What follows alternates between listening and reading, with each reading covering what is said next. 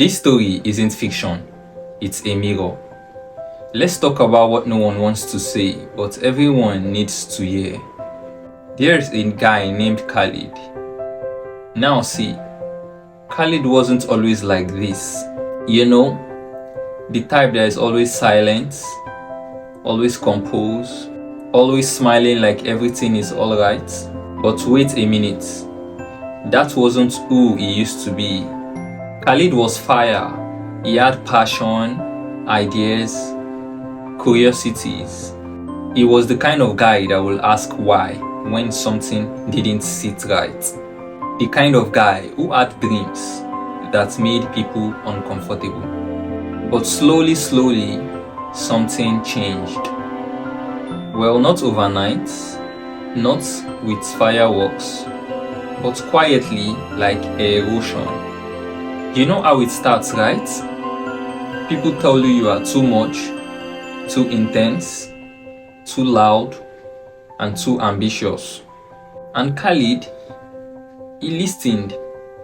So he softened his voice, made himself smaller, and stayed in rooms that made him feel like a burden, just so he wouldn't lose the people in them.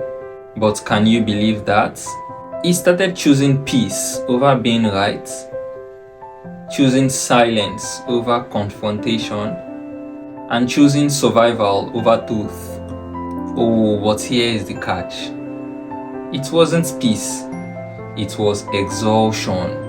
He wasn't being strong, he was being afraid. He wasn't choosing maturity, he was choosing to disappear. See, that's what no one tells you about playing it safe. It slowly starts to erase you. Now, there was a day, let's call it that day. Khalid sat in his room, looking at a mirror, and then he whispered to himself, "This is not the life I chose." Not because his life was terrible though, but because he had become a stranger to himself. All his yeses were dishonest, and all his "I'm fines" were all lies. And for all the relationships he was keeping, they were with people who liked his silence and not his soul. Let's pause for a second. How many Khalids are out there right now? How many of us are stuck in lives that were built on fear, not truth?